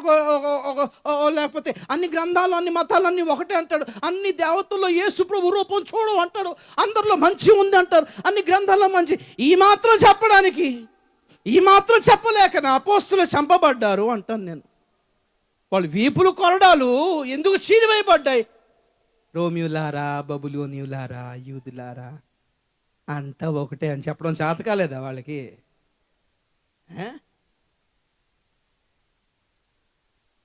అందుకే నా సిలువేయబడ్డాడు యేసయ్య, అందుకే నా అపోస్తులు చీల్చబడ్డారు, శిరఛేదనం చేయబడ్డారు. ఆ మాత్రం చెప్పుకోలేకపోయినా తోమ వచ్చి ఇండియాలో ఎందుకు బళ్ళెం పొడవబడి పట్టుకొని గాయంతో పరిగెత్తి చచ్చిపోయాడు. చెప్పడం చేత కాలేదా? ఎందుకు మీరు ఫీల్ అవుతారు, మీరు ఎందుకు బాధపడతారు? ఆ గ్రంథంలో కూడా ఇదే, ఇది కూడా అదే, అది కూడా ఇదే. మరి రేపొద్దున బైబిల్ పక్కన పెట్టేసి గీత పట్టుకెళ్ళిపోయి వాక్యం చెప్పు మరి చర్చిలో. నీకు అంత మర్యాద ఉంటే ఒక ఆదివారం చర్చికి వెళ్ళు, ఇంకో సోమవారం ఇంకో గుడికి వెళ్తాను దండం పెట్టు. నీకు అంతా ఒకటే అన్నప్పుడు ఎవరిని మోసం చేస్తున్నారు? ఎందుకు? ఏదో ఉన్నాయేమో మనకు అనవసరం. శ్లోకాల వలన కాదు, వాక్యం వలననే విశ్వాసం కలుగుతుంది, వాక్యం వలన రక్షణ కలగాలి. ఉన్నాయేమో పోన్లే, ఉంటే మంచిది, అది వాళ్ళకి సంబంధించింది మనకు కాదు. అందులో ఒక శ్లోకం దేవుంది మనం ఒప్పుకున్నప్పుడు ఆ పక్క శ్లోకం కూడా ఎందుకు ఒప్పుకోవట్లేదు మరి? కదండి, ఇది కాదు పద్ధతి. బాగుగా పరిగెత్తుచుంటిరి, మధ్యలో ఎవరు అడ్డగించారు మిమ్మల్ని? తప్పుడు బోధ వలన తప్పిపోతున్నారు చాలామంది, మహిమను పోగొట్టుకున్నారు. మహిమను పోగొట్టుకోవడానికి కారణం ఏంటంటే ఈ అపవాది వచ్చి చేసిన తప్పుడు బోధ చెవులో. ఆయన వద్దు అంటాడు, ఇది చెయ్యి అంటాడు, అని చేస్తారో అని చెప్తున్నాడు, ఇడు వచ్చి చావరు అని చెప్తున్నాడు. ఆయన పోతావు అని చెప్తాడు, పోడు అని చెప్తాడు. ఆయనేమో బుర్ర పాడైపోయి పిచ్చెక్కిపోద్ది అంటే వీళ్ళు చాలా తెలివైన వాళ్ళు అయిపోతారు మీరు అని చెప్తారు. మీరే దేవుళ్ళు అయిపోతారు ఎక్స్ట్రా. నంబర్ 1. నంబర్ 2, నోవహు. ఆరంభం చాలా బాగుంది, చాలా ఇష్టపడతాను నోవహుని. హల్లెలూయా, బెస్ట్ డాడీ అన్నమాట. నీవే నీతిమంతుడు, టికెట్ కూడా నీ పేరు మీదే తీసాను, ఓడలో నడువు అంటే పాపం నోవహు చూస్తున్నాడు, ప్రభా మరి ఫ్యామిలీ సరే నిన్ను బట్టి. హల్లెలూయా, నీవును నీ ఇంటి వారు ఓడలో ప్రవేశించు. ఒక తండ్రి వయ్యుండి నీ కుటుంబానికి ఆ కృపను తీసుకురాగలగాలి బ్రదర్ సిస్టర్. స్తోత్రం చెప్పడం కూడా ఒకసారి. వాళ్ళు ఎలా ఉన్నారు వదిలే, నీ ఒక్కడి వలన కూడా కార్యం జరగవచ్చు. నీ ఒక్కడి మొహం చూసి నీ కుటుంబాన్ని దేవుడు చేర్చుకోగలడేమో ఒకసారి ఆలోచించు. నీ ఒక్కడి మొహం చూసి, స్తోత్రం చెప్తాం గట్టిగా ఒకసారి. దానినే కృప అంట. నిన్ను బట్టి నీ వాళ్ళకు కూడా వర్తింపజేసేదే కృప ప్రియులారా. హల్లెలూయా, ఇంత మంచి మాట. నీవును నీ ఇంటి వారు. వావ్, ఒక్క టికెట్ మీద ఫ్యామిలీని ఎక్కించేసాడు బండి. దేవుని స్తోత్రం. హల్లెలూయా. అలా ఉండండి అమ్మా. మా ఇంట్లో నమ్మకం లేదు, మా ఇంట్లో వాళ్ళ గురించి నీకెందుకు, నువ్వు సరిగ్గా ఉండు. ఒక్కటే ప్రభువా, మా వాళ్ళని వదలకే ప్రభువా, మా వాళ్ళని వదలు, దాన్ని ఏం చేయమంటే చెప్పు, వాళ్ళ కోసం నన్ను ఏం చెప్పు, నువ్వు సమర్పించుకో ఒకసారి. ఒక్క యేసుని బట్టి మనందరం రక్షించబడలేదా? స్తోత్రం చెప్పడం కూడా ఒకసారి. హల్లెలూయా. ఆయన ఒక్కడు నలుగుట్టును బట్టి అనేకులను రక్షణలో నడిపించాడు ఆయన. 1 సాక్రిఫైస్. అలాగా నీ కుటుంబంలో నువ్వు ఒక్కడివే, ఒకదాని ఎందుకు రక్షించబడ్డావో ఏమో, నీవే నీ ఫ్యామిలీ అంతకి టికెట్ ఏమో. హల్లెలూయా. ఆ ఒక్క యోసేపు నమ్మేసుకున్నారు, దేశం అంతా కరువు వచ్చేసింది. యోసేపు ఎక్కడుంటే అక్కడ ధాన్యం. స్తోత్రం చెప్పండి కాబట్టి ఒకసారి. మనం అలా ఉందాం గాక. హల్లెలూయా. ఒక్కడు కరెక్ట్గా ఉండవు. మా సంఘంలో అందరూ బాగాలేరు, వదిలేయి, నువ్వు కరెక్ట్గా ఉండు. ఎవరో గురించి ఎందుకు, సేవకులు మనుషులు కాదు, ఎందుకు, నువ్వు ఉండు, కరెక్ట్గా ఉండు. మనం కరెక్ట్గా ఉందాం, నేను కరెక్ట్గా ఉండడానికి ప్రయత్నం చేద్దాం. నేనన్నా ఒక్కడు న్యాయముగా యథార్థముగా చదవండి. 5:1 ఇర్మియా గ్రంథం. ముగించేస్తా, అయిపోయింది.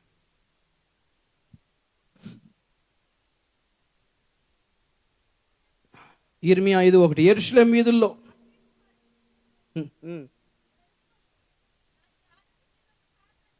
యెరూషలేము రాజవీధుల్లో విచారణ చేయుడి, న్యాయము జరిగించుచు నమ్మకముగా నుండ యత్నించుచున్న ఒకడు మీకు కనబడిన ఎడల నేను క్షమించుదును. స్తోత్రం చెప్పండి ఒకసారి.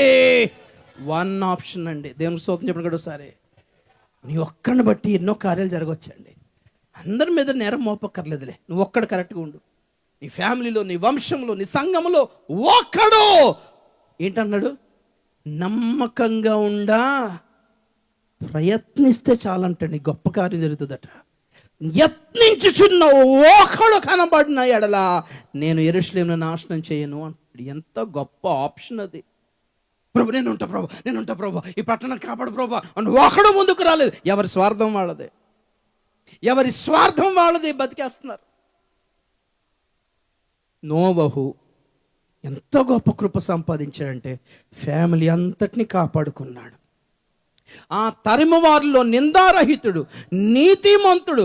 ఆ తరిము వారు విచ్చలవిడిగా నడుచుకుంటున్నారేమో కానీ నోవహు దేవునితోనే నడుస్తున్నాడు. అలా ప్రారంభించిన జీవితము ప్రళయం అయిపోగానే, బతికి బయటపడగానే, ప్రమాదం తొలగిపోగానే, విపత్తు తొలగిపోగానే ఫ్యామిలీతో సెటిల్ అయిపోయి ద్రాక్ష తోట నాటి ఫుల్ గ్లాసులో మంది వేసుకుని ఫుల్గా తాగి పడిపోయి ఉన్నాడు. ఏంటి ముగింపు? ఒక సంతానానికి, ఒక వంశానికి, ఒక సంతానానికి శాపం తీసుకొచ్చి పెట్టేశాడు. ఒక ఆపద తప్పిపోగానే కృతజ్ఞత కోల్పోతున్నావు కదా. ఒక హాస్పిటల్ నుంచి బయటపడిన తర్వాత, రోగం బాగా అయిపోయిన తర్వాత, ఒక అప్పు తీరిపోయిన తర్వాత, ఒక ఇల్లు కట్టేసుకున్న తర్వాత, ఒక కారు కొనుక్కున్న తర్వాత, పిల్లలు పెళ్ళి అయిపోయిన తర్వాత పెద్ద టీవీ కొని ఏం చూస్తున్నావు అందులో? ఎక్కడికి వెళ్తున్నావు? షికార్లకి, పిక్నిక్లకి, కొత్త హీరో సినిమాకి. ఏంటండి చాలా కూలు. అందుకే కొందరు జీవితం నుంచి కష్టాలు ఎందుకు పోవంటే మనం కుదురుగా ఉండడం, అన్ని బాగానే ఉంటాయి. దేవుని స్తోత్రం. హల్లెలూయా. అర్థమైందా? పూర్తిగా ఆరోగ్యం ఎందుకు ఉండదంటే కుదురుగా ఉన్నాం. మనం అన్ని బాగా ఉన్నాం అనుకో, వినాం దేవుడికి మాట, మీటింగ్కి రాము. అర్థమైందా? ఏదో కష్టం ఉంటే, ఏదో బెంగ ఉంటే, ఏదో భయం ఉంటే, ఏదో కంగారు ఉంటే బుద్ధిగా వచ్చి ఎండలో కూడా వెనకాల కూర్చొని భజన భక్తి అన్ని బాగానే ఉన్నా అనుకో. ఫస్ట్ ఇక్కడ మంచి బిజీగా ఉన్నాండి, కొంచెం పాపకి ట్యూషన్ ఉందండి, అబ్బాయి కూడా ఫారెన్ వెళ్ళాలండి, బయట డాప్ చేయాలండి, ఇదంటే అదోటి.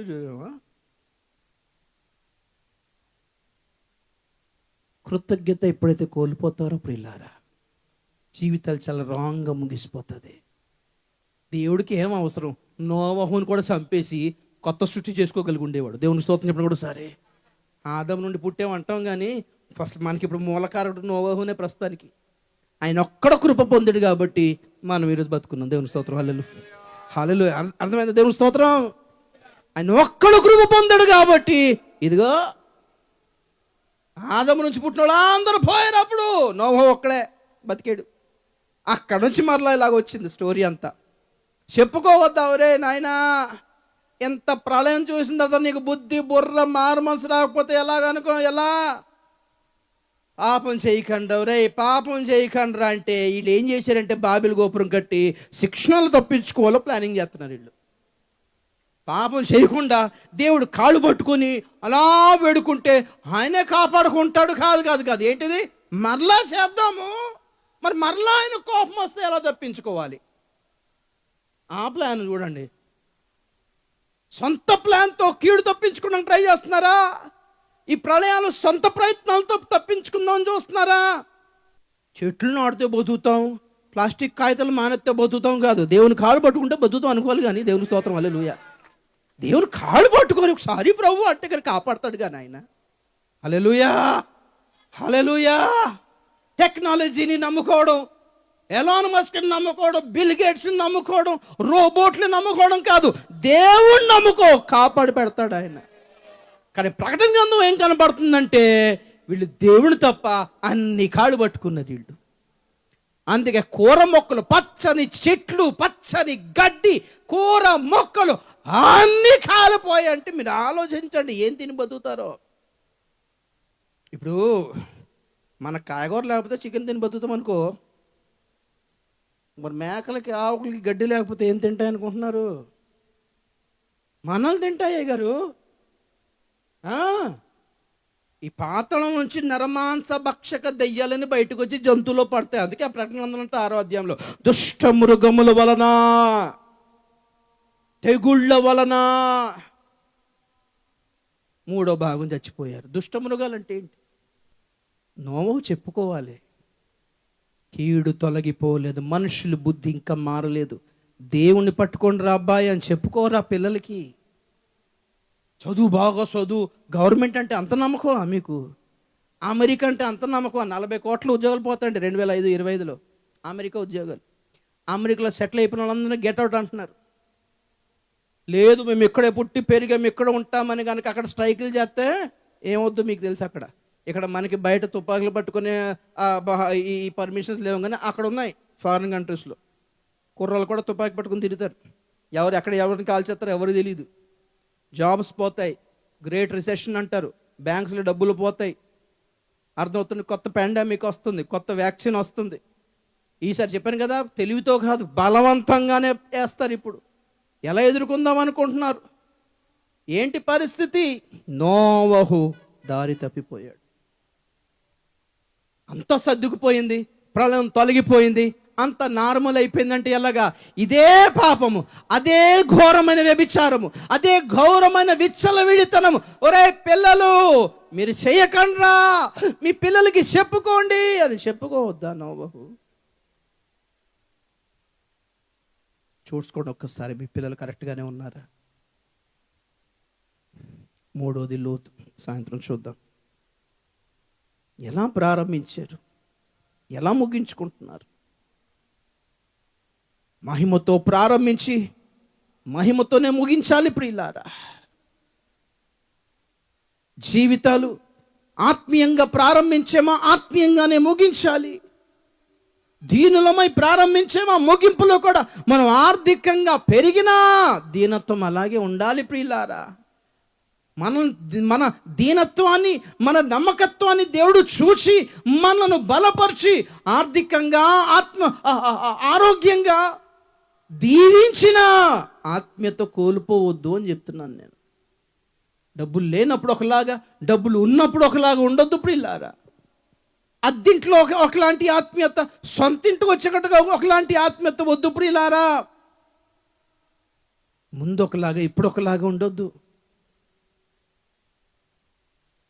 చాలా మంది మారిపోయారు. ఒకప్పుడు ప్రసంగాలు వేరు, ఇప్పుడు ప్రసంగాలు వేరు.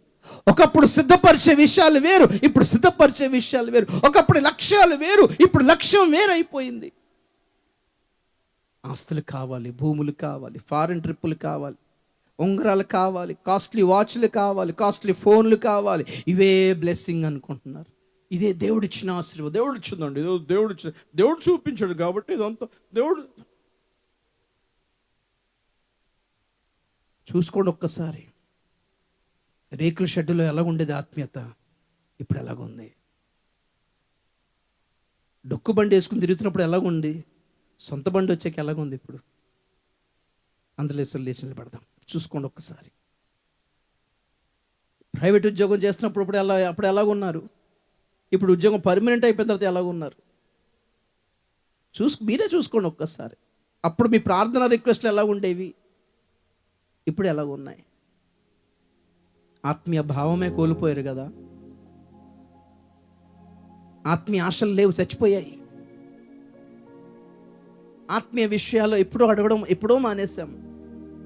నేను పరిశుద్ధంగా ఉండాలి ప్రభువా, నమ్మకంగా ఉండాలి ప్రభువా, దారి తప్పిపోవద్దు ప్రభువా, నేను ఏడిపించొద్దు ప్రభువా, నిన్ను బాధ పెట్టొద్దు ప్రభువా, నీ నుండి దూరం అయిపోవద్దు ప్రభువా, ఏవి పోయినా పర్లేదు నువ్వు పోవద్దు ప్రభువా, నిన్ను పోగొట్టుకోవద్దు ప్రభువా. పిల్లల జాబులు, పిల్లల పెళ్ళిళ్ళు తప్ప పిల్లల రక్షణ అడగడం ఎప్పుడో మానేసి.